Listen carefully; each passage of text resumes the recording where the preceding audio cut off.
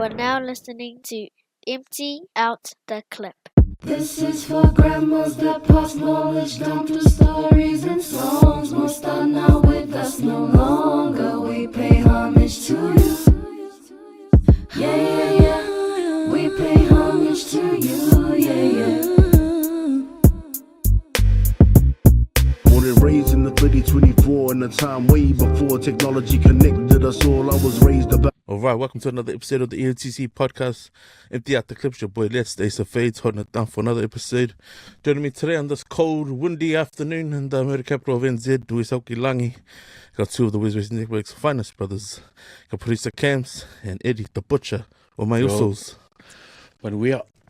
What's up, brothers? Good to be here again. Let's do it. Man, I don't know about you guys, bro. I was saying it came, bro. It is cold, bro. Honestly, it's just silly, man. I don't know, it's not an age thing, but obviously, Kaiser's still under the weather. But you know the drill, boys. Do some shoutouts to your producer Camps. Yo, shout outs to all you guys for holding it down on the EOTC and all the listeners that tune into the WesWes Network content, our sports podcasts and our movies and TV podcasts as well.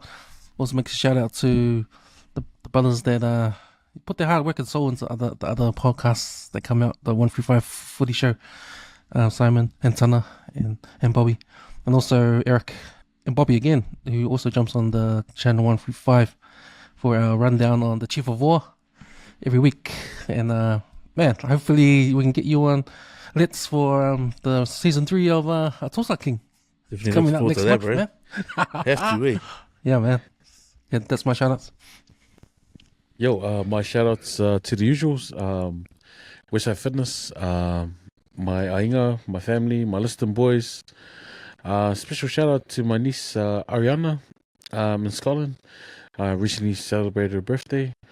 Forgot to send a message, man, but yeah, Uncle loves you and hope you're doing well.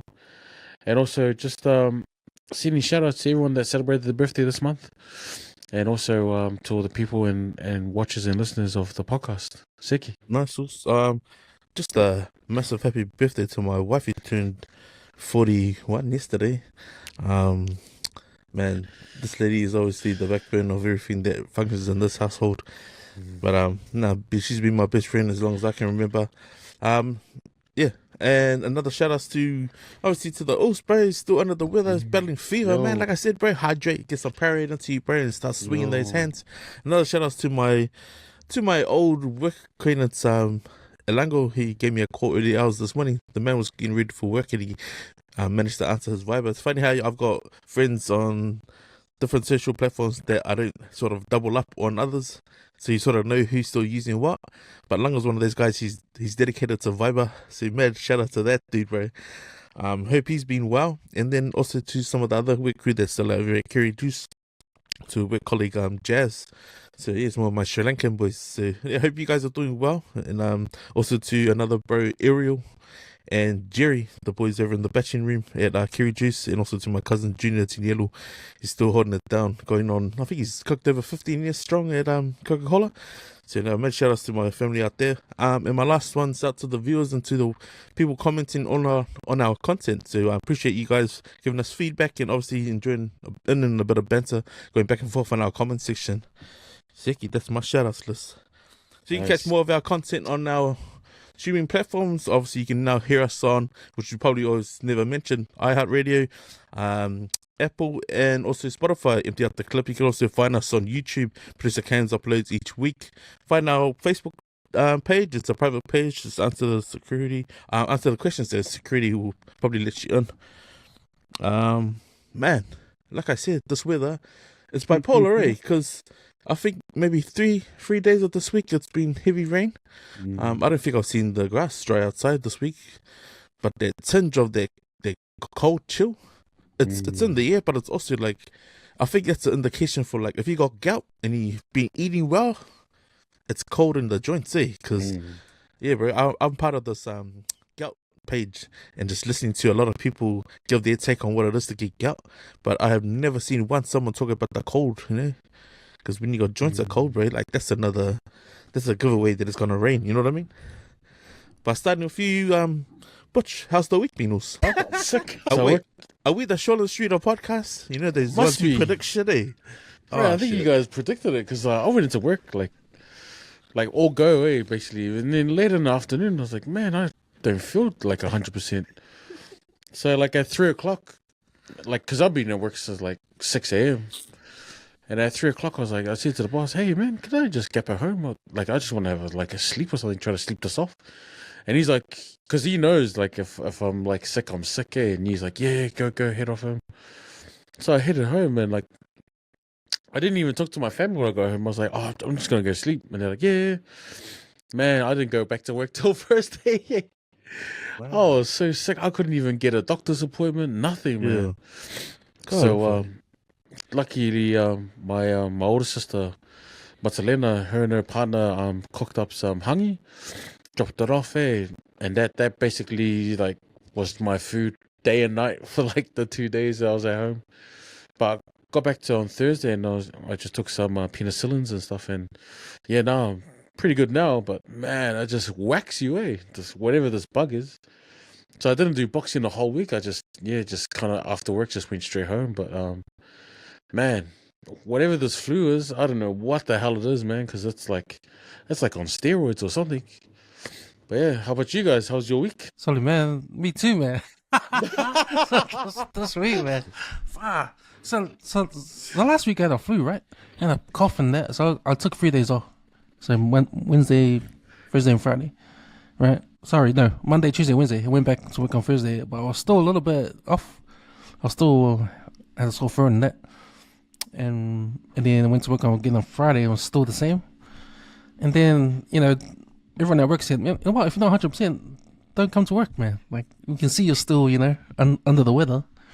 And so, in the weekend, I was still the same. And then Monday, it just got worse again. So I'm like, what the fuck? Like, how does this happen? Like, I didn't think of being sick for this long, So you're right, man. There must be something going on, eh? Because I've been hearing stories about other people as well. Like taking 3 days, 4 days, a week off, man. Like getting, like saying they've got the flu, but it's like a different kind of flu. It's like, remember the time when you got COVID? It's like that, eh? But not as strong as that, eh? Yeah, it's the same thing. Like, it just one level down. Yeah, it's like one level down there. So I'm wondering if it is. But like you, man, I rang up to make an appointment with my GP, and this was on Wednesday. And the next available appointment is tomorrow, 8 o'clock in the morning. So I'm gonna go and see what it is. So yeah, man, just like you, man, all week, man, just been at home, just in bed or just in front of the TV. But man, it sucks, man. Like, got no energy to do anything, man. So, but that's my week, man. Just sick all week. And there's only so much YouTube you can watch it. Bro, straight up, hey. My week hasn't been too bad, bro. To be honest, I got one more shift this evening, but yeah, like I said, like the two days of this week that have been sort of dry. Nah, I've noticed that, like, oh shit, nice sunny afternoons. Hey, and then the days in between that have been windy. It's like solid, like, because I'm underground when I'm coming up. It's like, oh, did it rain? Then I'm hearing the shift hand so like the rain was wicked last night. I'm like, I wouldn't have a clue, but I've been under the tunnel most of the night. But the weekend, the back end of this week's been pretty good. Like I said, man, like when you're in on site and then you come across people who are doing patrolling. I met a guy last night. He's a psychologist, but he's a sports psychologist now in breaking off into hotels. So this dude's obviously lived abroad for 20 plus years and met his wife overseas, actually during international cricket. And I don't want to give him a plug, but he's got his own YouTube channel. It's called Happy Horizons. His name's Adrian McMahon, and this dude is crazy. Like, just the passing, you know how you can like genuinely lock in and have a good conversation, and then like, okay, because you told me, oh, after my shift I'm gonna go walk. I go, where you walking? He goes, I'm gonna map out out west. I'm gonna go from Henderson. I'm gonna head up to Longholm, bro. That's like ages away, right? Yeah. On foot. And he said the only thing is I've been doing about 60 k's around Auckland, just all these bays from Army Bay right down to Point Chev, but I haven't mapped it properly. In my head, when he said this, I was like thinking, okay, how's he trying to map? He even went to the extent of saying getting one of those rulers, like the handheld meter readers. But because of the terrain he's going, it's sort of like, oh, wait, probably get it right. You know what I mean? Yeah. So when he said that, I was like, so why don't you just get one of those sports trackers? Yeah. And it was like a to be continued conversation. So I showed him yesterday. And I go, I think he might be looking for something like this. And it was funny because we were underground, right? And I'm hooked up to Wi-Fi. And I showed him, okay, I'll put my location on. We meaning something like this. And when he saw the, when it starts up in the air and it zooms in right on our location. Yeah. And it shows the name of the streets where we are. Okay, would you be looking at something like that? But his eyes just lit up and he goes, bro, that's it. Okay, and you can take that map and put it onto Google Maps and it'll give you like a 3D vision of where you've walked. But it's crazy because he's written about 3 or 4 books. And then he went as far as showing me the books that are on sale at Amazon and that. But I said, bro, yeah, kind of long story short, Kaiser, we ended up saying, hey, like the similarities and stuff that we do. And I said, bro, podcasting will be your plug, man, because, this is the unapologetic one shot, like whatever comes out of your mouth and it's locked. Because I think he was thinking long form interview, you know what I mean? How people snippet your, whatever you said and then sort of use it. Nah, bro, that's not podcasting, bro. This is the free range. There's the difference between us and radio, bro, Yeah. So, it was, pretty good conversation, man, into the morning. And I thought, fuck, bro, like, you would never have thought, when you just hear someone, you see someone talk. But what was impressive was how he was telling me about how he gets a buy-in as a psychologist into a team. And bro, it blew my mind, because he asked me, because I asked him, how old are we? But it's because he told me that he does work for free. And I remember when I started cutting, it was like, they never cut for free. Like that was the mentality. Yeah, like if it means like for a favor or like $2, like whatever you do, they never cut for free. But I've learned that from the age of like 12. And this guy's 62 years young. So he can do 2-finger push-ups. That's his biennials. Wow. Because you go in there or meet all these international sports stars and be like, all right, can I just get everyone to lie on their, forearms in the plank position? And gets them to plank. And then he went as far as says, can you get in a press-up position? And it's, can you remove one finger from each side of your palms? And then ends up doing 2-finger press-ups. And he just tries to find leaders inside the group. So, man, I was like, fuck, I'm going to listen to some of his stuff, man. I got to, But, yeah, bro, just hearing that for the morning, especially when you're sitting there in the smile, I'm like, well, I don't know why I'm complaining about my joint pain when this guy's doing, 2-finger press-ups on each hand, bro. I'm like, damn. So, surprisingly, just the conversation, and I thought, fuck, bro, I need this energy to sort of want to step into the gym, you know what I mean? Because it's all in the head, you know what I mean? That mental side of, what's stopping us from doing stuff. But I appreciate that, bro. It's it came at a time where we thought, fuck, I needed someone just to come and tell me what's up. And if this dude's doing, 15K walks after a 12-hour shift, I said, what's my excuse, you know what I mean? So that came at a pretty sticky time to sort of listen for some inspiration, you know what I mean? There's only so much online bullshit you can hear. So it's just genuinely bump your heads with someone and just hearing their take on bro, if you got 2 legs, man, doesn't cost. Just go, walk it off. But that was a bit of a backstory of my conversation with someone last night. But Seki boys, you know the drill, man. We'll get into our 10 for 10 weekend wrap of sports.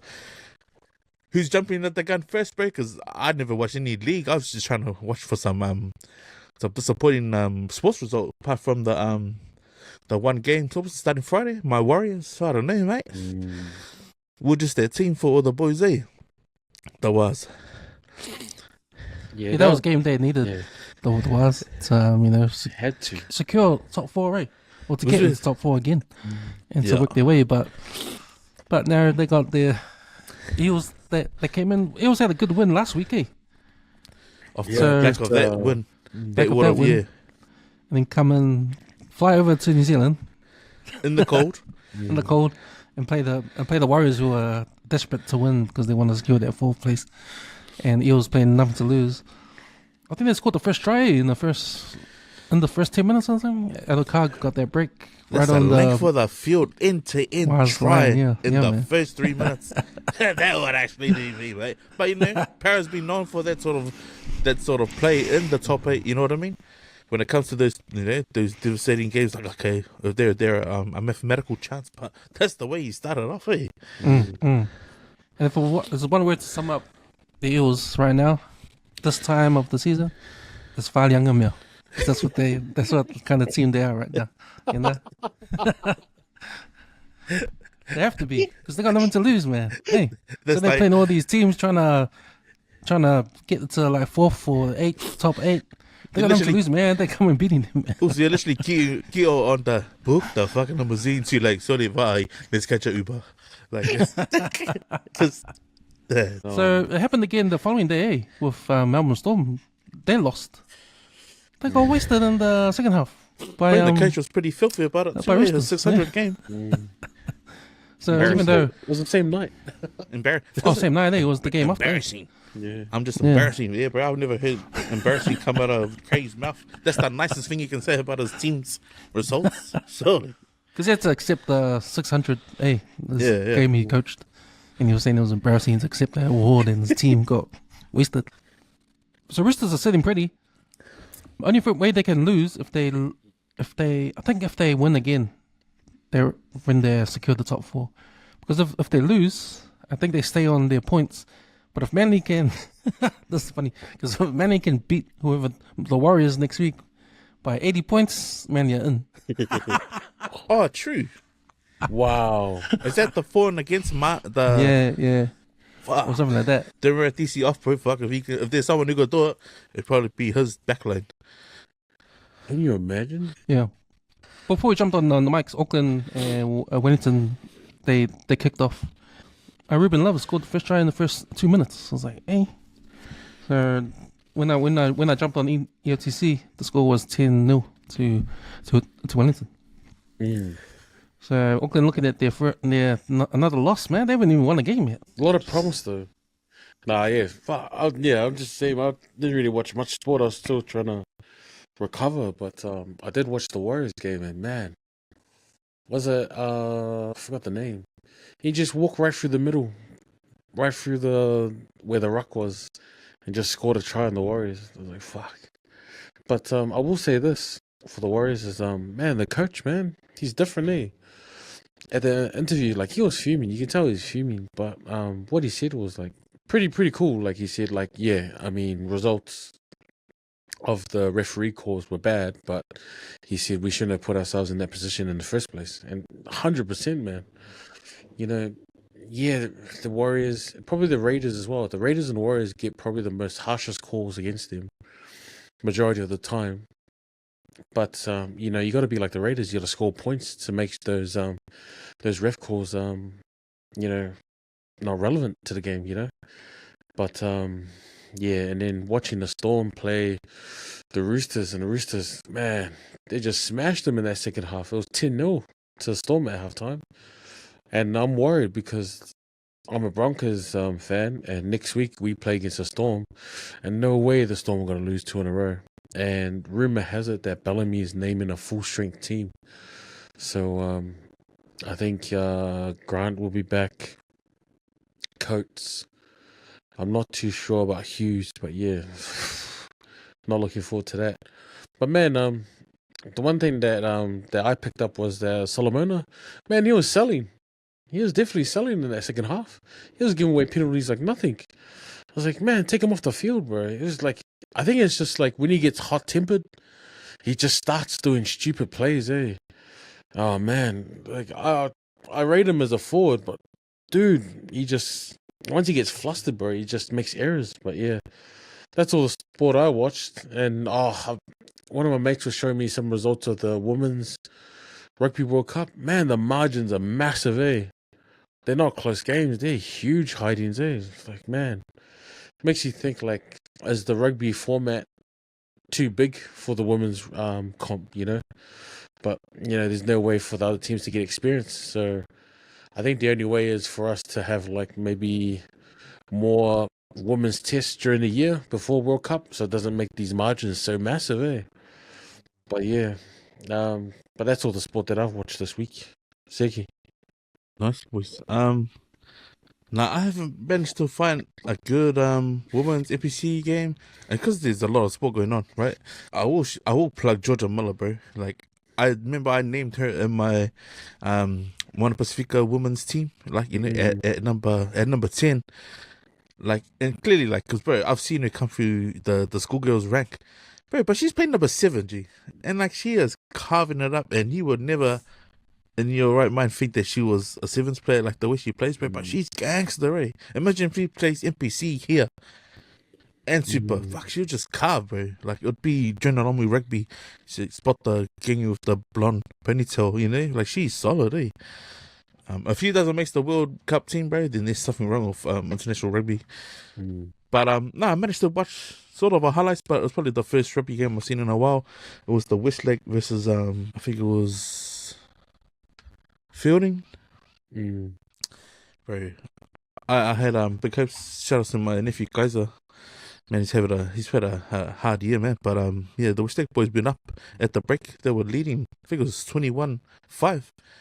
And like, bro, they got some solid players, man. Their center, he's the man. If that guy, I think he plays Blues with Kaiver as well. But man, I went to sleep because I was like, sorry, they got this. 35 minutes, bro. They've locked it. You know, finals come today. Went to sleep. Woke up. These guys lost by 3 points, man. So I was like, okay, I need to go watch the second half, bro. And again, bro, some ref calls. Some, you know, because he's no replay, but some ref calls and a bit of just ill discipline in the end, bro. And they fucking fielding snatched it at the last 2 minutes, bro. But in 15 minutes, they just piled on the points, bro. The nef went off, and bro, fielding just fucking plummeted like what 18 points in the space of 15 minutes, and I was like, fuck, how did that happen, bro? But yeah, I'll have that in the local sport and news. But yeah, that was all I watched. Then yeah, then I think what topped it off was just, man, when the Warriors, bro. And I think if you ever NRL start, they never say you knock the ball on in the air. Just let the public like decide for themselves.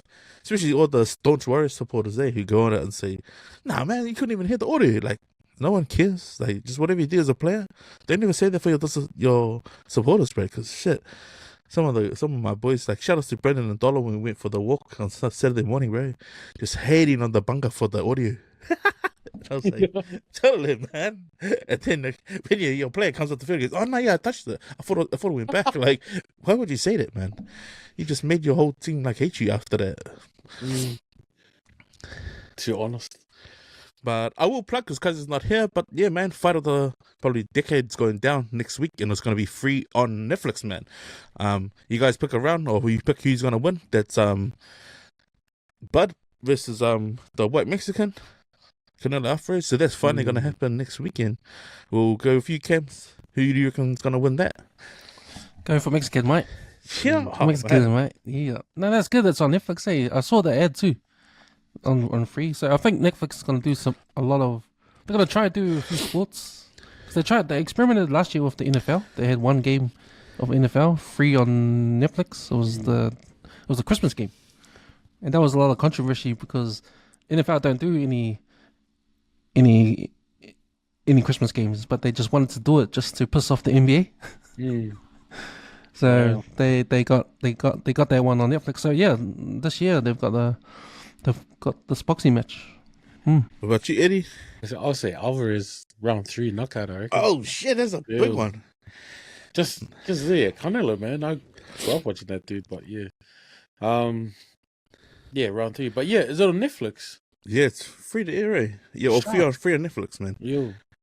Because I remember I watched the bits of the live fight with Mike Tyson. And there was like buffering issues, eh? Yeah. It would have been too many people streaming it, eh? Yo. Sick. Just going off history, I'm gonna go with Bud, eh? I reckon Bud's gonna pull the upset just like Sugar Ray and Hagler, that fight. They reckon based off history, Sugar Ray pretty much cemented his name in the history books coming up a weight class, which was just the way this was done. And I think Miguel Cotto was the same. He did the same. He was a welterweight champ, moved up into the middleweights, and he smashed Martinez. I think that's how Canelo got his gig when he fought Canelo for it.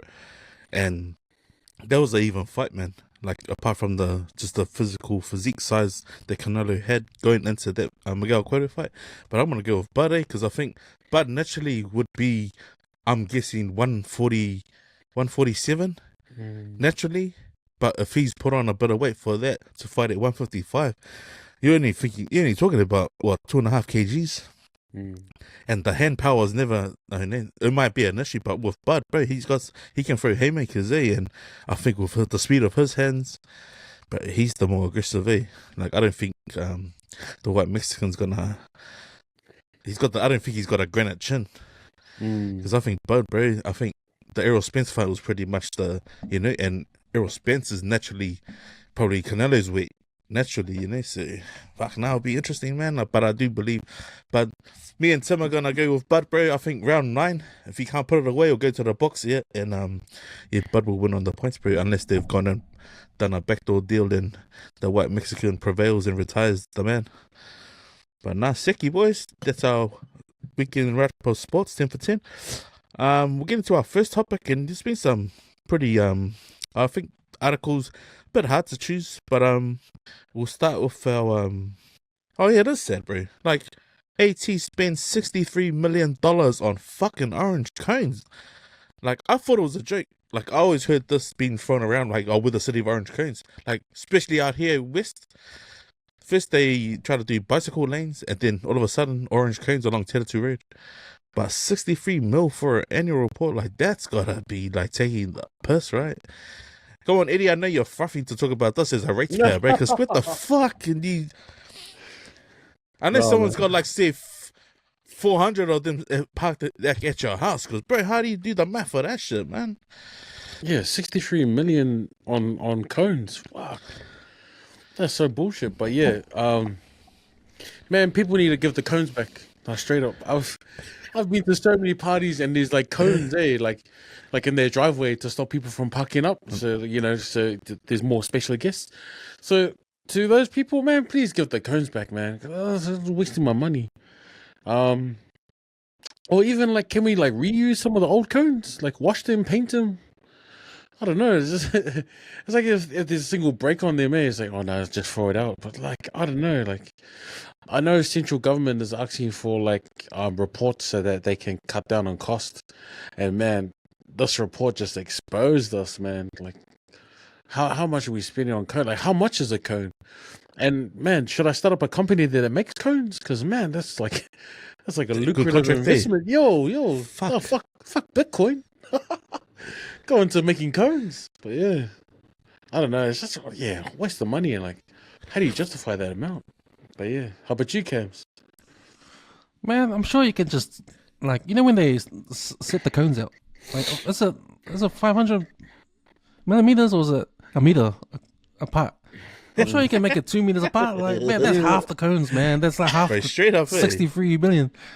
But even if you're half the 63 million, $31 million for half that is still too much. It's like, what the hell, man? There's so many cones, man. There's so many cones. And, you touched on, people grabbing a cone for their garage and that. Well, man, that's just one of fucking, how a million cones that are out there alone, and 63 million. To me, that's like a rort, that's a rort, because if you by lucky chance get a contract to the government to do some infrastructure work, and you name your price, man, because man, that's a money pot that's like blank check kind of style, Exactly. It's like, oh, these cones cost $5 to make, but since it's the government, they cost $100 to make each. you know what I mean? It's like, here's the bill, $63 million. It's like, oh yeah, sweet. It's like, bro, these government contracts, man, I don't know how dodgy they are, because they can put, man, money's no object, because it's tax money, right? So, man, I'm just thinking these contractors, man, like, I told the story before, but it's even when where I work, my office is like not on the main road in town. It's like in the back streets. So to get to my office, you got to go around these back streets, and there's no shops there. There's no shops. It's just other offices at the back of these alleyways and back streets. There's no shops where people can go shopping in that. There's just offices or small warehouses in that. Man, they had this contract. It took like 6 months to do up all the roads and all the footpaths. Made all the footpaths around there brand new. I was thinking, man, no one's walking around here. Why are you making these footpaths like people are going to have to come here to walk around and go shopping? There's no shopping around here. Yeah. You know what I mean? It's like, I don't know how many millions of dollars it costed to do up all our footpaths around our area.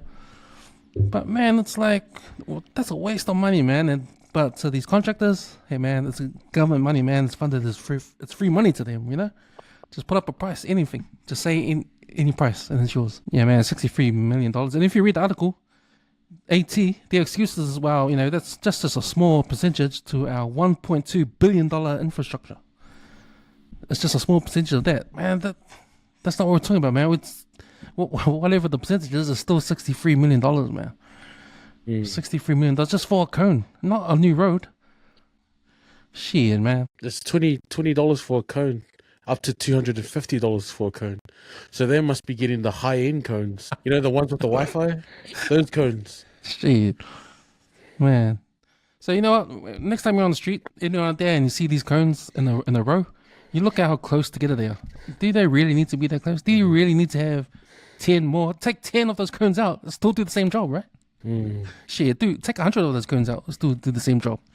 Should take some of those cones to like cash converters or something, man. This gonna get some money. There's probably some tongue dude that's got a whole collection of coins at the back of his house, and he just recycles them, right? And it's like the washer bottles, you know, the crates. He's like, yeah, man, take these coins and I'll give you another 20, bro, and I'll give you a credit.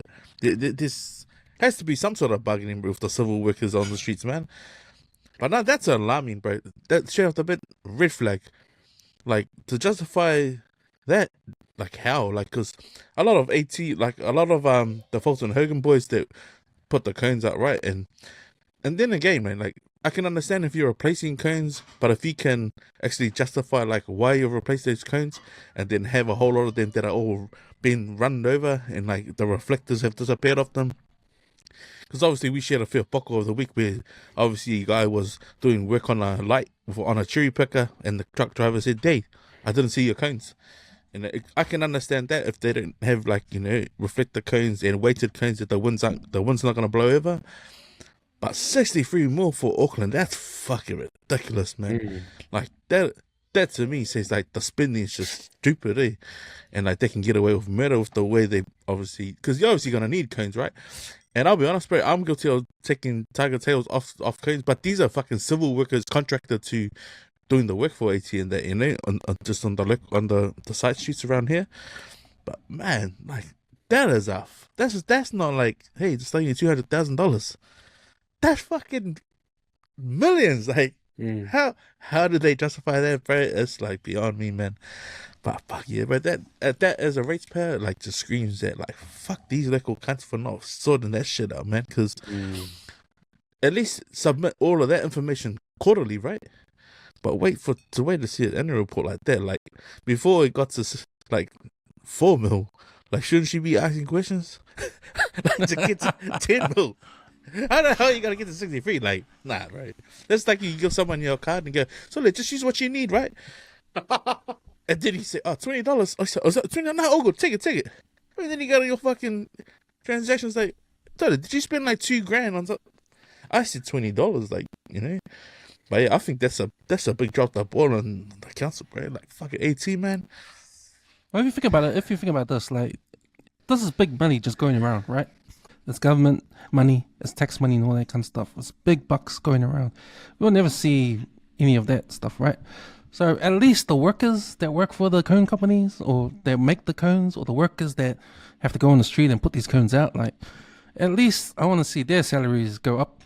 If you're working for a company that got $63 million for selling their cones, and, you know, you've got a workforce to make those cones, man, I want at least have their salaries go up past 100K, man, because that's that's worth it, man. Or if I was a worker and my boss and the company I work for, that came out in the paper, shit, my company just got $63 million richer. Like, and all you got is pizza for our Christmas due. It's like, there's something wrong, man. Yeah, bro. There's something wrong with that, man. Yeah, bro. Your truck, when your boss is dropping you off in his Ford Ranger and he's got a fucking a Dodge Charger at his fucking house, and that's like his Monday daily driver, like, fuck, bro. You need to start looking at what's going on, people, man. Yeah, it says here 5 million was just on the Eastern Busway. Shit. But that sounds like, do we need to go back to like how we used to have Waitakere City Council, Manukau City Council? Sure, because it seems like very umbrelling all of this shit is like might be a reason why these figures look high, but at the same time, bro, like what the fuck? Yeah, okay, now West Auckland might be $10 to get over to the North Shore. It's already been inflated like what, another $90. So Sweaky. topic 2, bro. We got a share of a 37-year-old man who died at a beach, leaving his wife and unborn child. And actually this was out west at Muriwai Beach, man. And he was it was like a sand dune collapsed on top of him. And the poor wife and kid actually saw what happened, and by the time help got to him, he had already passed away. Man, did you guys manage to read up on that? Yeah. So they said that he was digging a hole and it collapsed. The sand dune collapsed on him. Something like that. But yeah, you got to be safe, around our waterways and whatnot. But very sad, man. Like for his young family, and the wife's pregnant, Yeah. Yeah. Oh, that's sad, man. But condolences to the family, and hopefully the kids can recover, because the kids saw it, the whole thing. So so the report just said that he was must be digging like a sandcastle or something for his family, and it must have just collapsed on him or something. But yeah, very scary, very sad. But yeah, how about you guys? Yeah, man. Like, if you imagine the weight of all that sand, because this is iron sand, and that's heavy, man. Like it says on the article, 2 meters of sand was on top of him. 2 meters of sand. But that's heavy as, man. You can't even, if you're trapped under that, you can't get out, man. Even if you are on the outside trying to dig someone out, you know how hard it is to dig 2 meters of sand? Yeah. You know, so you can imagine how hard it was. You know, if you yourself were caught under 2 meters of sand, like you can't get out, man. It's hard. You need a bloody truck aid, so like Excavator to get some of that out, man. That's get you out of But that. even if you're digging away, more sand's gonna slide down. Yeah. Oh yeah. Yeah, man. So it's sad, man. hey, condolences to his wife and his family, bro. But I'm not gonna try and sugarcoat it, man. But man, when you know you got young ones and a baby on the way, whatever you do, man, listen to any listener and viewers, man, and try and share this information, bro. Don't ever put yourself in harm's way, man. I know it might have been just a bit of activity somewhere at the beach, but you gotta remember, man, when you're out at the beach and it's somewhere as far as Muriwai, the Coast Guard, the lifeguards, just like, how we might be just partying, like, around home, like, emergency services can get to you easily more inland, as to when you're all the way out there. Like, that would have been hard, man. Such a tough thing for even just people, bystanders, to be around and be alerted about what was happening. Like, their response action plan might have been the freakiest one, bro. To deal with a distraught mum with her kid, getting there, emergency services would have been like, so where are we looking?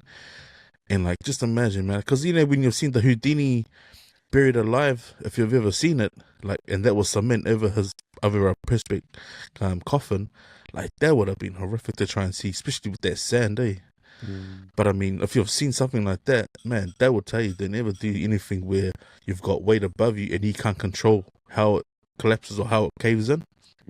Even if you were just digging for fun, man. But man, just to be a lot more vigilant, when you're out in the West Coast, away from emergency response, man. Don't put yourself in harm's way, because even like if you're doing it for fun, like riding a bike or even like 4x4 on up on those sand dunes, always think, man, when you're doing stuff, if the truck flips or the bike falls over, is help gonna get to me in time? Because I can guarantee, man, fuck it, it probably will be too late, And now this poor dude, 37 years old, lost his life. But fuck, you'd never freakishly thought like the sand was gonna collapse, But I mean, fuck, that's all the shit no one can control, But what a sad way to leave this world and not meet your unborn child, man. So may he rest in peace, bro. But yeah, just a bit more vigilance when you're out doing activities with your family, man. You know what I mean? But yeah, that is such a sad report, sad news article to read. I'm just reading at the end of the article, it's talking about how his family don't know what to do after, because especially with the funeral costs and all that. So they've got a give a little page set up as well. So, the link is in the 1ZB article. Yeah, man, it's sad, especially when they talk about, you know, those families now facing financial strain for the costs and really expensive. But at the same time, I was thinking, man, you know how us Pacific Islanders, we've got our Whaleawawis, like those, like we can complain about them and that when they come, but there's a reason for it, eh? And this is like the reason right here. Yeah, that's a sad one, eh? Hopefully people can sort of help this lady out and her child, man. Comments corner. What you got for us, Eddie? Comments corner, man. Loving the response, man. But yeah, first one's like I asked the question, like food.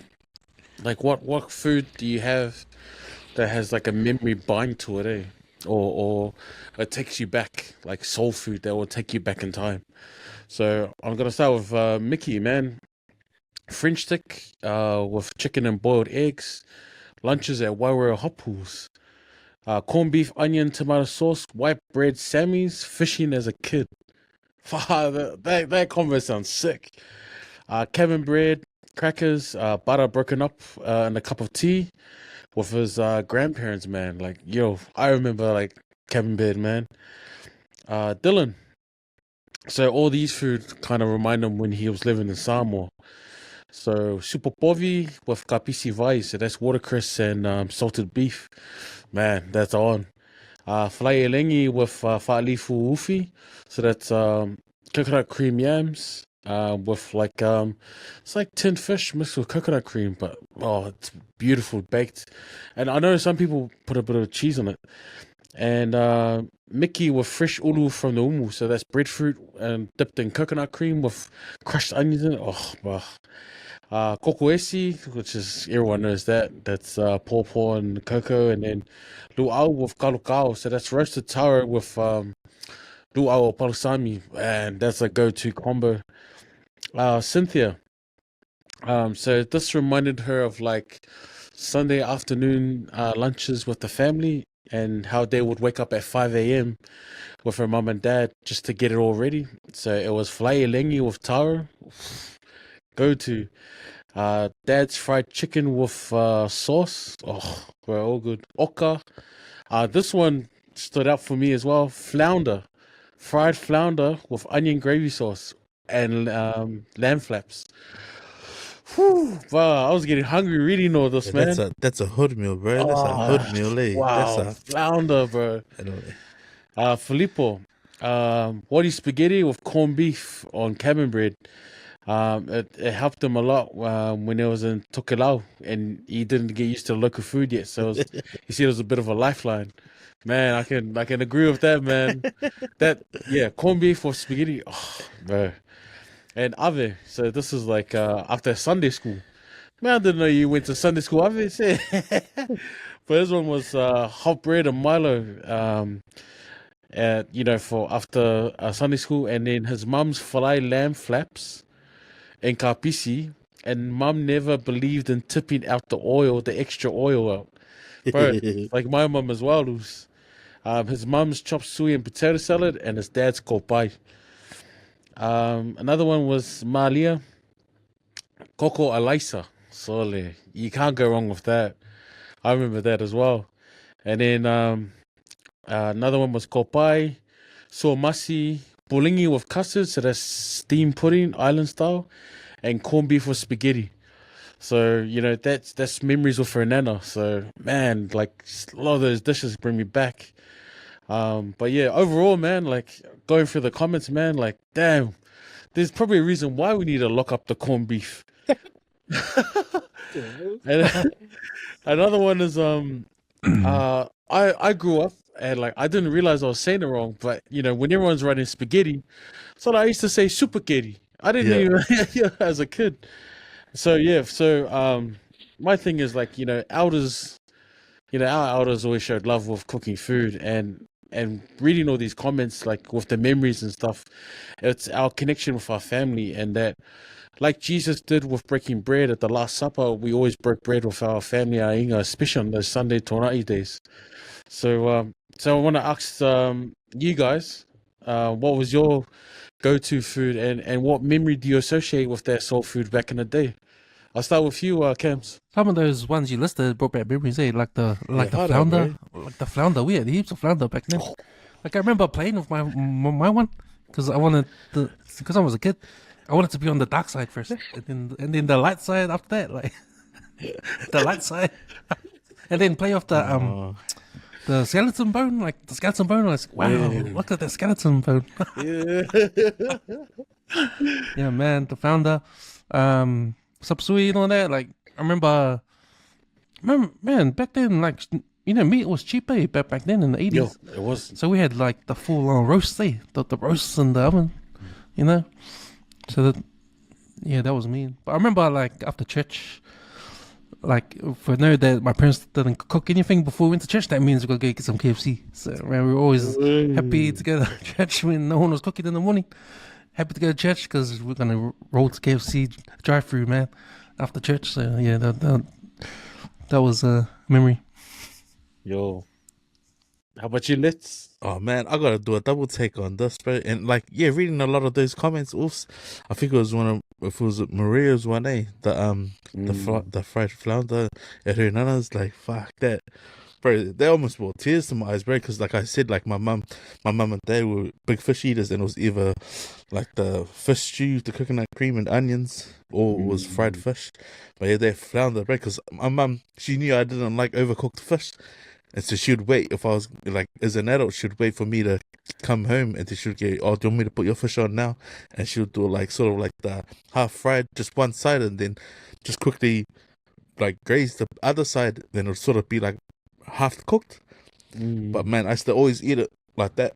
Yeah, that was just as an adult, man. I used to enjoy it, like, being invited over to mum's, and she'd be like, oh, come, we got some fishing. Like, someone's obviously gonna find. I'm like, yes. And if it wasn't flounder, it would be snapper, bro. So I'd have a whole snapper to myself, and my mum would be like, don't touch that, that's Letty, she's coming over for a feed. But yeah, she used to always just do it with like a mashed taro with coconut cream. And she almost I don't know what it was. I don't know what it's called. But there's also it's a tokalao meal called hake as well. It's bottled the same. But like, I was never a fan of it. Like, my sister, every time we go to like gatherings, like big family feasts, but she's always like trying her like, is that enough for like one meal? Or is that for the whole week? Like, that's how much she would put on her takeaway trays. But nah, those are just 2 meals, comfort meals for Sundays. But just as I got older too, like a lot of my mates' family, like my mate Mickey, his mum's Kale Mamoe, her sipi curry is freaking on, eh? And like, yeah, just when I'm bringing over there, bro, and she asks me a plate to take, bro, like, I'll bring it home, and she always have like manioke with it, and bro, I'd bring it home. And even my Uncle George's raw fish as well, bro, it makes a solid oka, because he's Maoli, and he'd always, like, if like they put on a feed, and he's like, hey, solid, there's a oka in there, and like, if he's made it, I'll eat it, because I know he's put a lot of work into it, and he wants my how do you rate it, He's a Maoli cooking, making a raw fish. Yeah, but as a kid, bro, and to be honest, it's my comfort food now. It's always been pakua more barbecue, like, yeah, to me, that's my humbleness. Like that humbles me. Like, like, even the cost of a pusa more at some places out west, you can get them for like $15, and that's like at least 12 kgs with a pakua more, but that's enough, bro. Like, yeah, that's always been my go-to comfort meal, man. Would be pakua more, or like, can't afford the lamb flaps these days, but now I'll take pakua more every day of the week. Just eating it like that.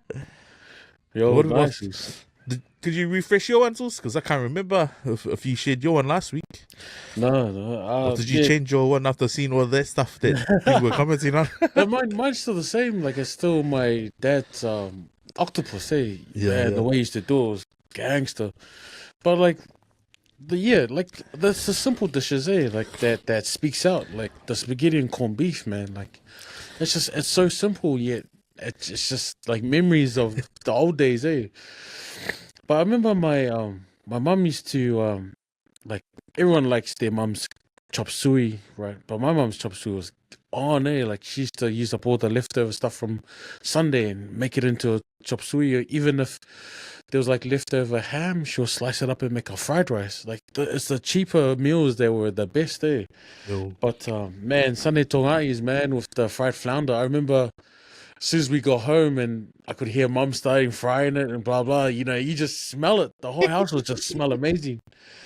But yeah, nah, even like today, like I always wondered like what my nieces or nephews will think about food when they get to our age and how those food will remind them of us, you know? Like it's crazy.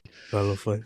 But yeah, that's my yeah, so that's Comments Corner for this week. Man, I gotta find another question for us because man, these questions are getting good and I don't want to like disappoint. So just give me a week to research and I'll find a question for us to remember. Yo, I just want to say, like, you know, if there's any sort of Samoan or island food that is worth fighting for or could cause a conflict, it's supper sui, man. Because man, Oh, every family has an auntie that makes the best supper sui in the world, yo, or every family has one, or even your mom might do it. So everybody has that.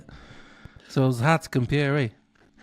So it's hard to compare. Yeah, like everyone likes my mom's chop suey, but because I had a lot as a kid, I was just yeah, it's all right. But like my cousins would love it a lot, eh? But like yeah, it's like it's weird because like you think oh it's just normal chop suey, but like everyone else like loves it Yeah. hard, and especially my cousins on my mum's side, they love my mum's chop suey and creamy mussels. So she'll take one half shell off and leave the mussel in the shell, and she'll layer it into a tray and cover Hey. it with flour maca and cream. Then she'll put it in the oven, bring it out, and she'll put like a little bit of spring onion on top, and that's it. I've seen ones where she put cheeses on it, but my cousins prefer the simpler one. But my auntie on my dad's side, she's passed now. Auntie Fono, she had yeah, lamb curry, but it wasn't like a dry curry, it was like a soup curry. Yo, That was on, eh? I remember I was asked auntie for that, and I remember she used to go out of the way just to cook it for me, eh? It's like, wow, memories, man. I know in my household, like my mom and dad, they could both make supper sui, but it was my dad who made the better one. And we all knew. So if we always asked, oh, who made this? His mom? Oh, we're like sad. yeah. Oh, who made this? Oh, dad. Oh, yeah. Nah, crazy you mentioned that also, yeah, because my mum, she used to, like, if she did chicken, like, if she suckered chicken, she'd use the boiled water from the chicken rough to suck it into her chop suey. So she made it like a runny chop suey when she did, like, beef. But, man, when you mentioned the old school meat and the aunties, bro, my auntie Tahat does sweet and sour pork gold, bro. I remember for my 21st, bro, I had a list of things that I wanted on my birthday list. And so I remember I did a working bee, saved up all this money, and I'd go, oh, auntie, let me know how much you want me to drop off.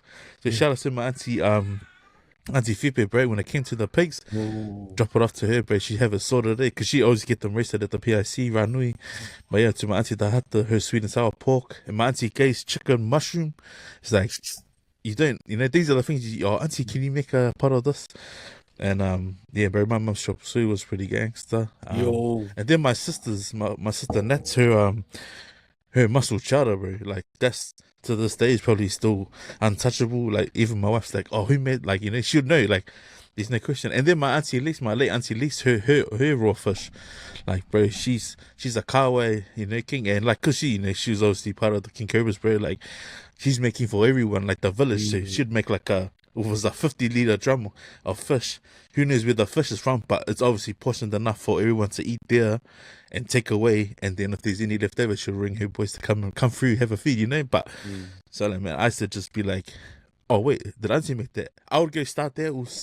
I didn't give a fuck if I was getting gout that day, but it was worth it. You know what I mean? I was like, because she's gonna invite the boys to come through after us. I was like, oh no, let me go first. But she's nah, cuz I already got you some. I'm like, but nah, bro. Yeah, man, that's a solid memory lane with that one, bro. The comment section. Damn. Nah, shout out to the comment section, man. That was amazing. Yo.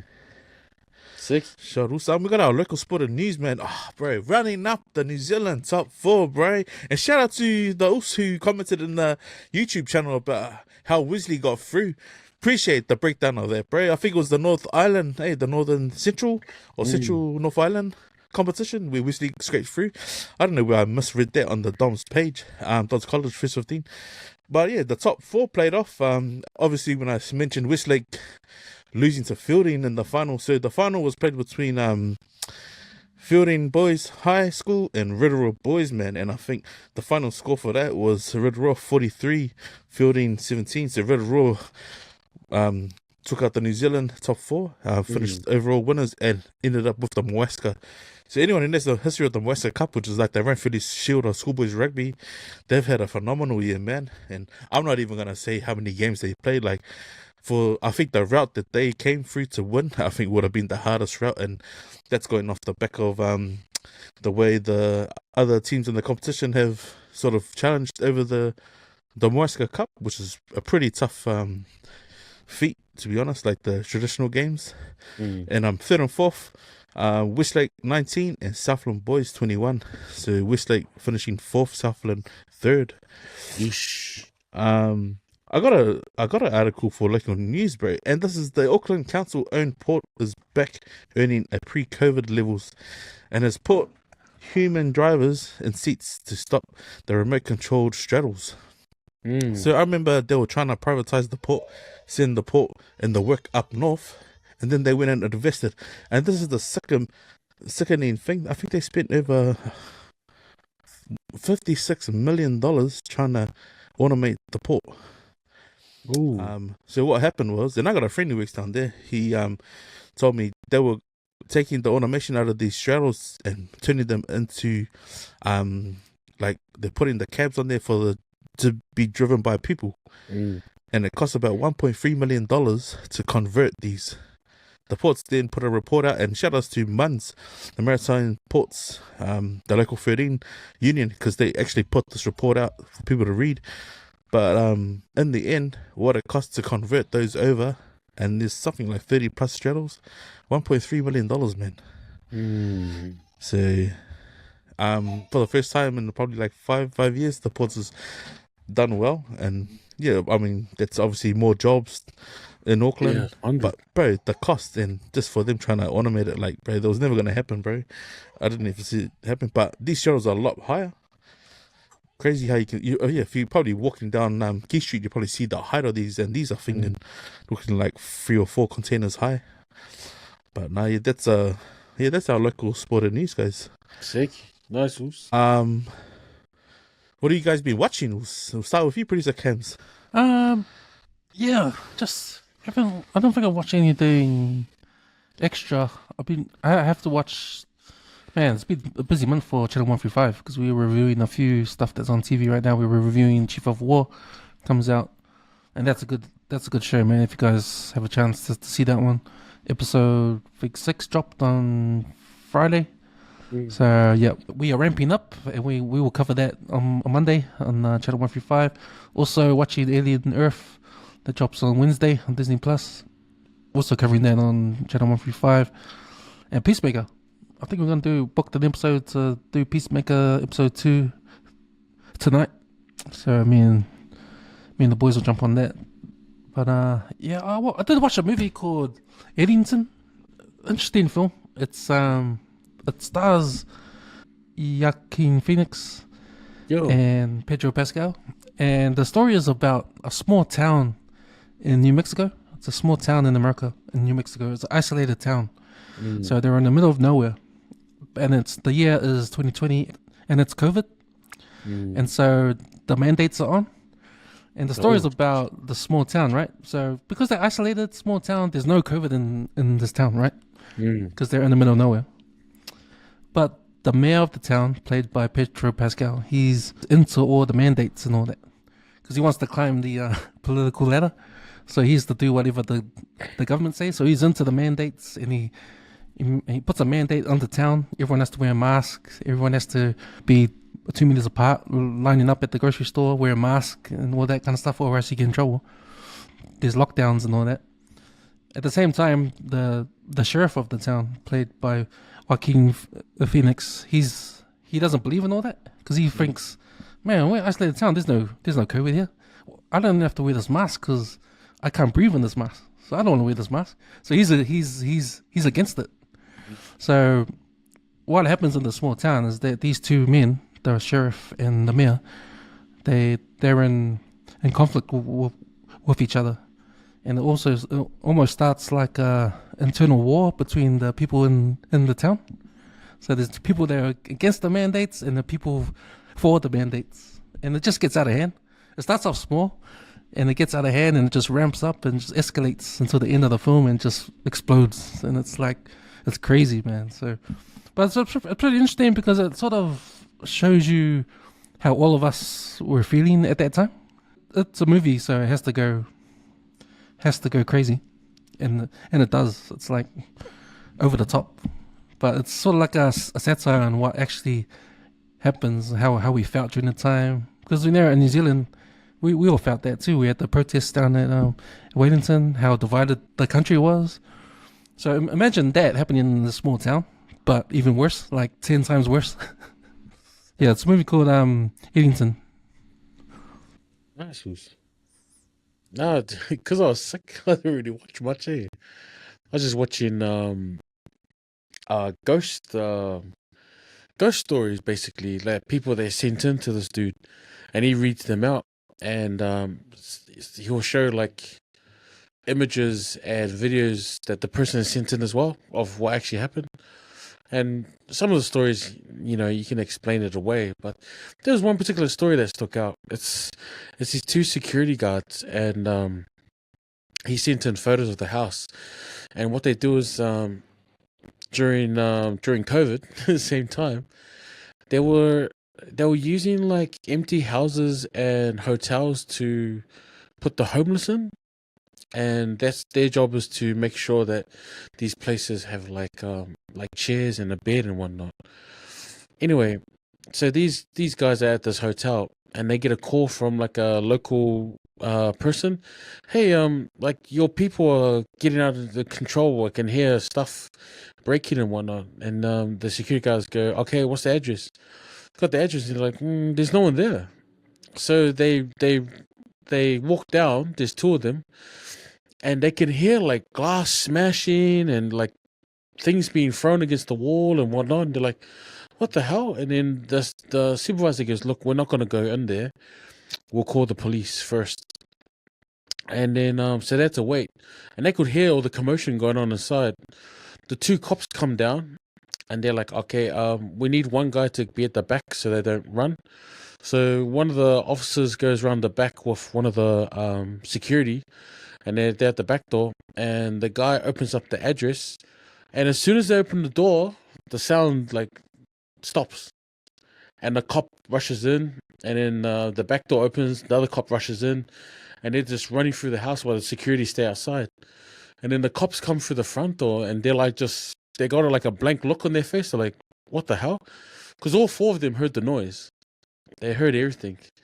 But the cops looked at them and it says, look, we're not going to stay here. You're wasting our time, you know. And they looked puzzled there, and they left. Security went in. Not only was the place empty, but there's no furniture, there's no glass, there's nothing in there. It's just an empty house, like full on empty. And so he was taking photos. There's like no speakers, nothing. And then they just left, and he said that like it wasn't long after that he left the job, because it just didn't make sense.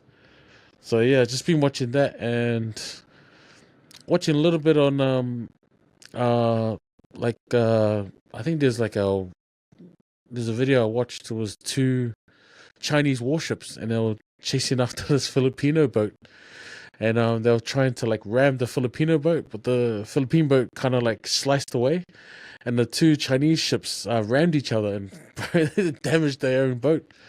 And it happened like 2 weeks ago. So I was just watching that, and like the politics between the Philippines and China over this like stretch of water. But yeah, that's all I've been watching. Haven't been watching much. Yeah. Seki. Should make shout out to Kiss the Floor, the a good friend on the WesWes Network. He's got his ghost hunting YouTube. Oh, that's right. Yeah. Have you seen the man? Out of it, man. I don't know whether to laugh or just freaking just keep my opinion to myself about that shit. Sorry. Very young, yes. But yeah, man, I think he might have been listening to Kaiser's rants about it, and then obviously, bro, see, that's what happens. They jump on it then and there, bro. I've been watching just with my girls, bro, and it's my Leah, bro, because like we had breakfast this morning, bro, and bro, we were all like, because first time we had breakfast and everyone sitting at the table, and like after we done the pack and save shop, we came home, got everything ready to watch the Summer I Turned Pretty season 3, and I think we were like episode 6 in. Man, honestly, now that my older girl, one of my girls is 16, and like she's always just sitting in the lazy boy under the heat pump, just screaming at the TV because we're all doing it, right? Because what the storyline is a couple of brothers that fall in love with the ugly duckling, you know, who's Makua now. But it's the way she's playing it out in her mind, because you know those romance stories where they're in love, but then their heart's still with someone else. It's like that. So, bro, just listening to everyone go off at the TV. But when we were watching this program, it cracks me up, bro, because we have to pause it. And then we give our remix. What do you think's going to happen? Or how's it going to play out? And, bro, but my girls, they get to the point, like, if they hold the remote, they'll pause it. Man, she's Valea, man. Honestly, she just needs to grow up, bro. Like, might be, you know? That cracks me up, bro, because it's funny, because sometimes you can almost see what's going to happen, but it doesn't happen like that. Yep. And then it's left turn with this bloody, like, ending. So I think they're like an hour long. We got 45 minutes and then I started drifting off. But I could see myself getting ika at like the way the story's unfolding. But bro, that's been a good watch, bro. And it's funny because I think they asked on one of the NRL pages, because I followed the NRL page, which just they always play a lot of clips, and then they sent one in, and then that was a question. You know how like the Blues have their on the iPad and they say, oh, red or blue, and they'll go red, and everyone gives their opinion. Well, they went into the locker room of one of the clubs, and they said, "Oh, Conrad or Jeremiah." So those are the two names from this thing I'll be watching. Okay, I was wondering. Like, if you get it, you know. Yeah. So I was laughing, bro. I was like, "Oh shit!" So it must be a thing in Australia. But I was sorry, man. I don't know why I was having like my second bun that I had at the table. Like I was enjoying my food, and I don't know, I just felt myself getting ika at the TV. I was like, pause it. Right. Can I just say this? Who the hell's having an ice block at like 10:30 in the morning? So that's how mad I was getting was. But a cup of food, eh? And I was like, fuck this, turn it off, man. I gotta watch it. I just want to king all of them on the TV. But no, it's a good watch, bro. Apart from that, I watched Sheduer. He's obviously working on his Scooby, his WRX. He's trying to put the kit on, but he had just finished valeting the wheels. He's got his I think it's a 2002 Club Sport. He just painted the gold rims on that. He's got 20s on that, and he just finished painting them. He's painted the wheels on his Subaru on Scooby 2 and put them on. So he's got like a bronze almost gold look rim. Some 18s he's put on his Subaru, but it looks nice here. But it's just cool how he showed everyone how he did it, how he done the work, like at a not expensive way of doing it, but a decent way of doing it. Yeah, and then just the guy Adrian that I met last night, just trying to listen to some of his YouTube stuff about the psychology in sports and obviously the corruption in some spots, in some spaces where it happens in industries and that. But nah, yeah, and just yeah, bro, I just like watching reels, eh? I'm hooked on reels, man. Watch one and the later ones, bro, because I've been having like a few like knee niggles, and then like you watch enough reels, and the knee ones, it brings the algorithm out to just the little movements you can do to help you walking, and it's not so much the knee, it's more of like fixing your feet and your ankles, and then your quads and your hammies. So yeah, bro, shout out to all those content creators doing reels for knees, sore joints for the knees, bro. It's like just doing little exercises at work has actually helped me quite a lot. So after work, not as sore, from doing the massive walks. But that's all I've been watching. I like how the algorithm, if you look for knee exercises, it'll show you other ones as well. Yo, so you get all sorts of them. Have you been watching the elections over in Samoa? Oh, I watched maybe just the interview with Observer. They had one lady, she was interviewing Fia, and bro, I think her response to some of the questions were a bit like, Sole, can you just answer that question without answering the question? But I think what's his name? The Schmidt dude, the Fast Party, I think they've been doing a good just some of their, like, not so much questions but just little statements. But Yeah, nah, they're I in the think, lead at the moment. yeah, I think Stu's been having a good run with some of the debates that he's having with people. It's funny there because it's like, I'd imagine if you were there doing an interview with him and then you're getting told off. It's like he reminds me of their uncle that's telling you off for just showing up. One thing I noticed with this selection, it's kind of good because now we've got 3 powerhouse Yeah, parties.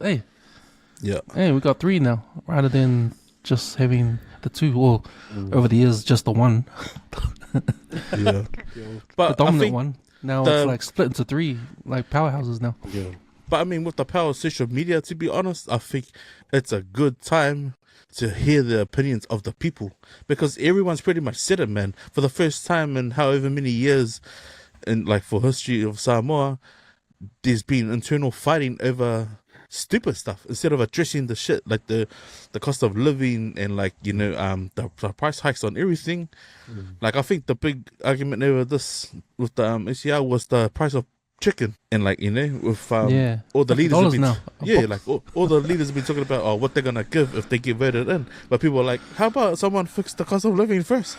Like no one seems to be answering it. But it goes to show, man, the people on the ground are actually saying, oh, when they can put their shit aside and just address the real issues that are happening. Like I've been watching a lot of reels of just people just giving their 5 cents of what they think needs to happen, which is good, man. And it goes to show, like, Samoans, they aren't just gonna follow, they'd be like sheep, and they actually want to see change, and for the greater do of the island, man. So it's good that the real algorithms can let you see what people think for real, you know what I mean? That's the thing. The power of the people is powerful. It's like once you get the middle class to join you, you got like a strong like voting base. But yeah, I just want to know, man, is the boat still there? Like fucking. Can we do an update on the next ep? Like, Yeah, you have to, we're in bro. the boat. Hey, bro. Because Like- show, man, this country, these people and these people in power, bro, they give two rats shit about the Pacific, man. Straight up. Ew. Sick. No, sure, boys. Just a couple of quick fire opinions. On a couple of articles. So, 37 man dies at work. A case thrown out. For inquest into the coroner's report. I think the family had their husband who was working in a manufacturing plant, and the conveyor belt didn't have safeguarding around it, and this guy ended up getting stuck underneath it and eventually died. From what I've read and what I understood, and maybe I understood it wrong, but I think it's the family getting closure for what happened and what could have prevented it, but the responsibility at who's at fault. I know when people have workplace accidents and people report near misses and all that stuff, there was a number of those happening, but WorkSafe, they want to put blame on the company. They more or less say, oh, this dude was doing something, and then the action, he's lost his life. I don't think it's right, to be honest, in my opinion. You don't go to work to lose your life, right? So the fact that they don't want to open up this and like sort of do a sit down case, because remember this happened at the port of Auckland, a number of people lost their lives. These guys got slapped with one of the biggest fines in I think WorkSafe history. But this here was like an isolated, it wasn't an isolated incident. This isn't if there's information being put out there, hey, this is not safe, and then someone lost their life, like, well, then that doesn't mean it's it's not, you can't just make that the norms, you know what I mean? Because you're trying to make your workplace safe. Checking it back at you guys, man. What's your opinions of all of that stuff? Yeah, the company was warned in 2015 and 2022, and the guy passed away at 2023. So it was only a matter of time when it happened. And the coroner said no, because the coroner can't comment on WorkSafe and whatnot. He only can, the cause of death and whatnot. So But yeah, it just sucks, man. Because like even when they put an emergency stop button, apparently it's like too far away. In the wrong place, yeah. It's in the wrong place. It's you got stuff blocking it and whatnot. So yeah, and just simple as a guardrail. Just put up the guardrail, and this is a company that's making money.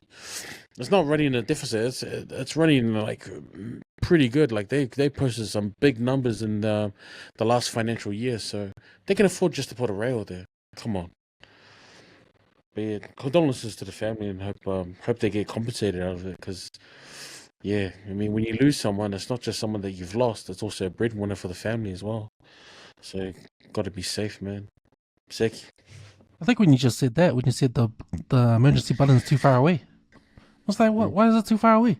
Mm. And then why wasn't the guardrail up? See, these are things to mitigate the accidents that happen in the workplace. And that's a factory, right? Is it? Yeah. Yeah. It's a factory. So I don't know what the rules are for factories in that. But man, I know that in the construction industry, it's hard out strict, man. And it's to a T all the processes involved. And the investigation happens, if the accident happens on site, they investigate it to a T. And whoever's to blame, if it's a fault of the company, they'll take that company to court, right?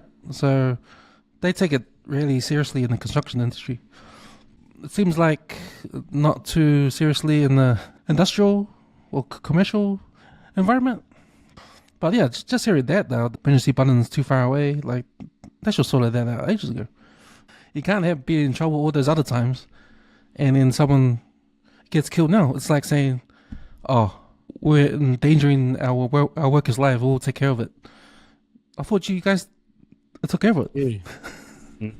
Yeah, It's just a ticking time bomb, to be fair, eh? yeah, exactly. Nah, yeah, condolences to the family. But yeah, that sort of stuff's not right, eh? Like, if you can see, like, even like just as people who work in manufacturing or in anywhere, man, if you feel like there's no safety plan, like if there's a fire alarm that's gone off and your workplace haven't told you, like, this is where you meet, or like, if there's a faulty door and company's not willing to go, bro, report that shit, man. There's a number out there you can call to tell your workplace, hey, if you don't have a health and safety team, report it to someone, man, because that sort of stuff, from as long as it was dated, it's not something to ignore, because in the end, someone lost their life, bro. Like, that shit's ridiculous, man. And that poor dude, Like, I know people would tend to forget, like, take a break or like work through breaks. But at the same time, man, it's like safety first, man. Like, if it means you might be a little bit off where you're working and you need a bit fatigued, take a break, man. Like, bro, to lose your life at work is not, man. You don't be your company's best, bro. Like Kaiser says, like that there, it was like, fuck yeah, to be an unguarded machine in the process that if something did go wrong, that the emergency stop button was way too far away. Like, that is not on, eh? Seki boys. And then just your opinions on one more. There was, I think it was one of the Sanders boys. He had his contract rigged and torn up, man, over an incident that had happened on the field, and it was just because he slapped the guy's helmet, man. Like, how soft is that? And do you think it was a ploy to get rid of him, save some money, or was it because the old man's getting, a bad rep over the outrageous stuff he's been saying online? So, you producer Kent. We're talking about Coach Primetime, Deion Sanders. So Deion Sanders, he's being like a character in American sports, especially his status, because I think he's the first athlete to play in the World Series, the baseball, and NFL as well, eh? So he's famous for that. But he's a coach for his son now in the NFL. His son was at Colorado, so he's a coach for Colorado University. NFL, I think a lot of NFL owners, they don't really like him. So a lot of the stuff around his son getting in trouble, if you see the footage of him slapping his opponent in the helmet, it's not much, eh? No. The man's got a helmet on. Like, how can you hear someone slapping someone in the helmet on? They kicked him off the team, eh? Yeah. Yeah, they kicked him off the team, and it feels like it's one of those things where they're just trying to take his dad, eh? Trying to take his old man. So yeah, it's pretty sad. Yeah, I watched the video. Like the other guy was pretty aggressive, pushing him in the first place, and even when the whistle blew, he was still pushing and blocking him. So he got frustrated, and yeah, for me, because they're describing it as a punch, but it looked like he opened up his hand and slapped the helmet. So it didn't look like a punch to me, but yeah, I think if you're gonna punish him for doing that, you should punish the player for playing after the whistle and being too aggressive. So yeah, I mean, it's got to go both ways. I don't know why they're just targeting Sanders' son, but yeah, I don't really know much about the dad and whatnot. But like looking at from just a fan that watched the game and that particular point, yeah, nah, punishment should go both ways. Maybe a 1-game stand down from both players, or even just a fine. But to be cut, yeah, it just shows that there's motive or there's an agenda behind it. Sick. Yeah, his dad, Deion Sanders, he's been one of those guys that are outspoken. He doesn't care about the politics of NFL. If it's not fair, he'll speak his mind. Justice on colored players is major in his like Yeah, so he's he's not afraid guys to bring it to the forefront and say, hey man, yo, Yeah, that's do right. this, man, think you can suppress us. But he's one of those guys he can talk the skinniest guy in the room to go fussy Mark Hunt. Like this the sort of talks that he gives, bro. So now yeah, shout out to Calibar for bringing it to the forefront, bro, because in America at this time right now, and like anywhere else in the world, like some people ain't be willing to put it on their socials because they don't want to get blocked. But nah, but Kaliba made that video and obviously went into detail about how someone's actions, and it was just a reaction because the aggressiveness of him being pushed back way past a certain point, and because of his ties to his old man, well, that's obviously his son, bro. Like to get that contract torn up, it's like fuck, that's a bit over the top, but obviously all these owners don't want anything to do with that, and like just anything to blacklist the guy and his old man. So it's like, yeah, it's pretty sad, eh? Because I went back to the NFL draft, because he was projected to be a top draft, like number 1, 2 pick, but he went down to like 3rd round, 4th round, and the rumor was that all the owners was ringing each other up, said don't pick him, don't pick his son for unless it's don't pick him in round 1, 2, or 3 or 4. You spoke about it, Will. You spoke about this. It's like, bro, that was like the biggest news. Like, how can the high school biggest prospect in the country go from fucking like, bro, this guy's got a mean career and he doesn't even get drafted like in the first few rounds? It's like, hey, what the fuck? And this guy's highlights reels was probably the most played on social media at the time. And then look what's happened, like not even a couple of years later, bro. It's like, damn. Yeah, that's so a lot of that hate happened on first, one man. and then now this. So, there's a there's a, you can see there's a conspiracy going on, eh? Like, sad. Are you able to play our Fia Poko of the weekles? Video of his illegal parking went viral. He told his boss he was already on site when he was actually going to pick up cigarettes, and he may have gotten away with it if he hadn't parked here. A Rockhampton business owner, fed up with people parking in his driveway, had rigged up a sprinkler system to spray them when they got out of their cars. The miner's boss was among the 4.5 million people who saw the video. He recognised the worker and sacked him on the spot. Oh, man. It's that hard to propel to your employer these days, eh? We do radio check at work, like you say you're on site, but with the sheer amount of CCTV footage everywhere, it's like you can't propel, like you literally gotta go there. I'm actually on site, but that poor dude, bro. I'm lucky. I'm gonna share the photo of this one because I can't play the video. Okay, so man, this guy here, right? There's a family down at the local park underneath one of those shaded areas.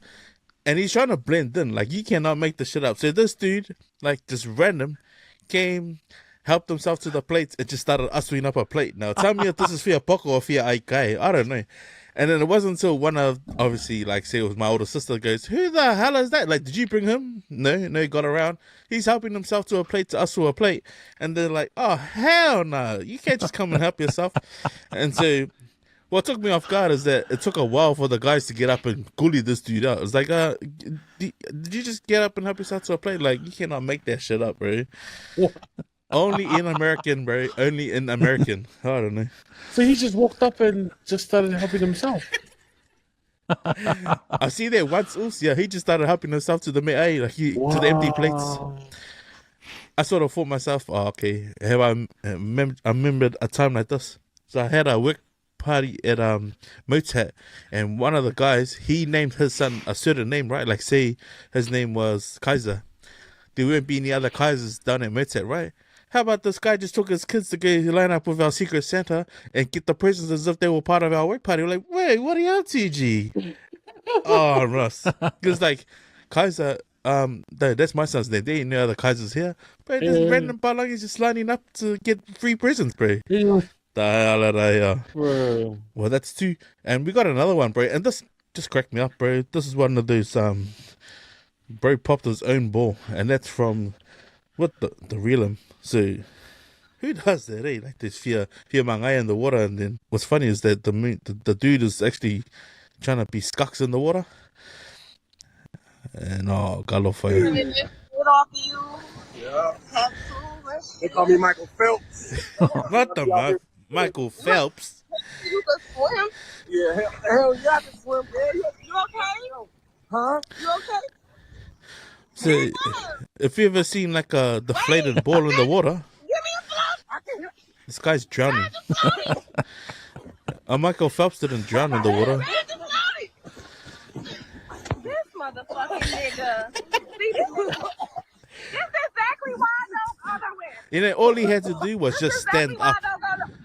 He literally, all he had to do was just stand up, but he started drowning because he couldn't stand up. Like, that's Gilly law, man. I don't know. And I don't know whether it's a laugh and cry at this one, man, but there was a guy who obviously had a rare irate, and it's a elderly man. He tried to sell it to help his son into our first home.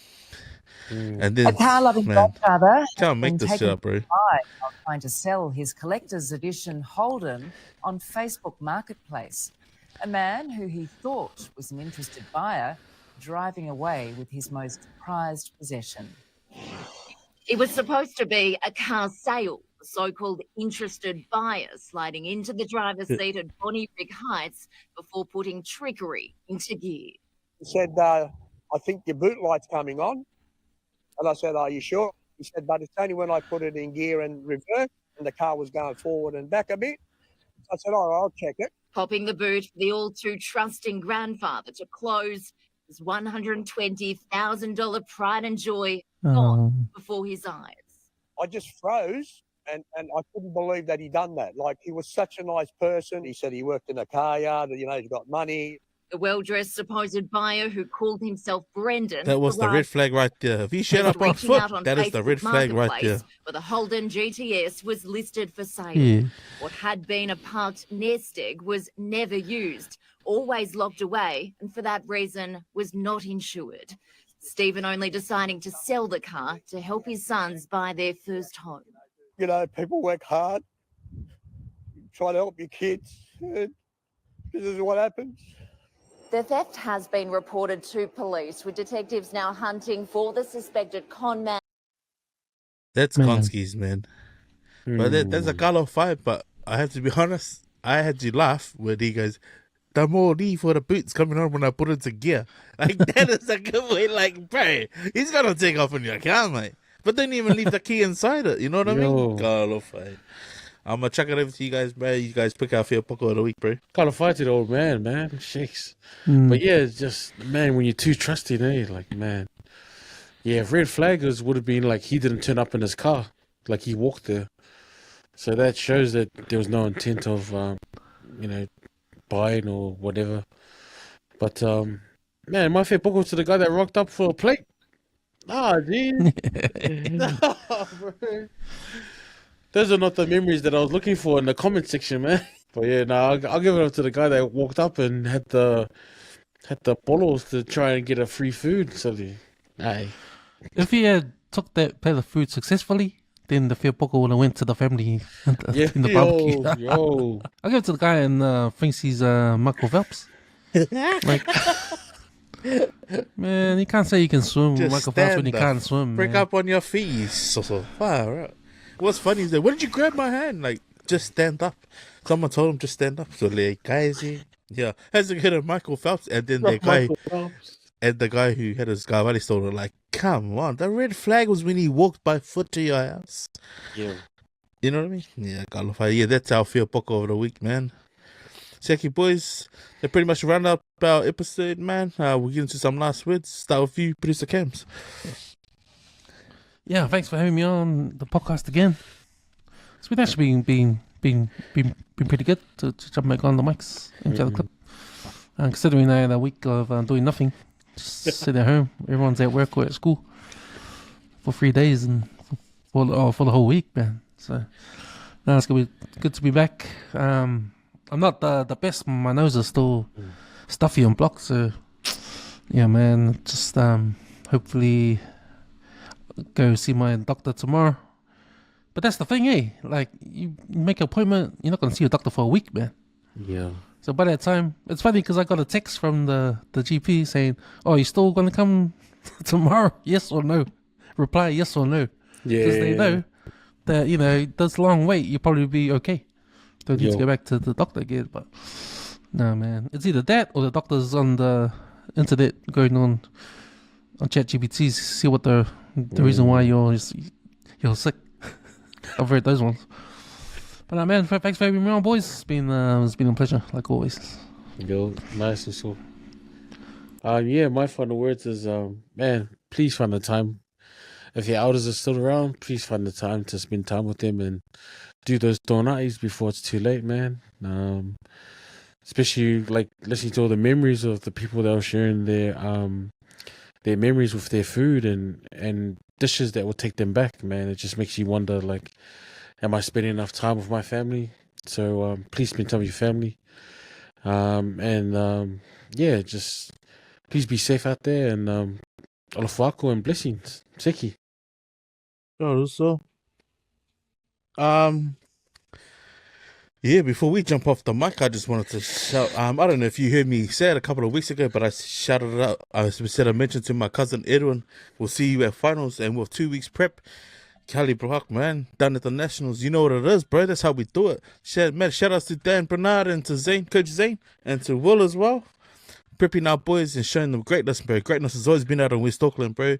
It's to our brother school listing, always slaying the big dogs, man. And you gotta support the underdogs, bro. Because 2 weeks preparation, bro, going to Nationals and coming back with 2 titles, bro. That's pretty great, mate. That's pretty great. Custom 20, St. Paul's 12, bro. And then the juniors, the under 15 took out their championship as well. So now, yeah.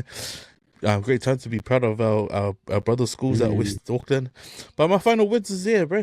Just adding on to what Eddie said, man. Yeah, if you got loved ones still around, man, take that time to make treasured memories, man, and hold on to those, bro. Because when our elders are gone from this life, bro, you do not have that anywhere, man. So, man, if you can find a digital camera and get as much footage as you can of them, bro, and hold on to that stuff, bro, because that stuff's precious, bro.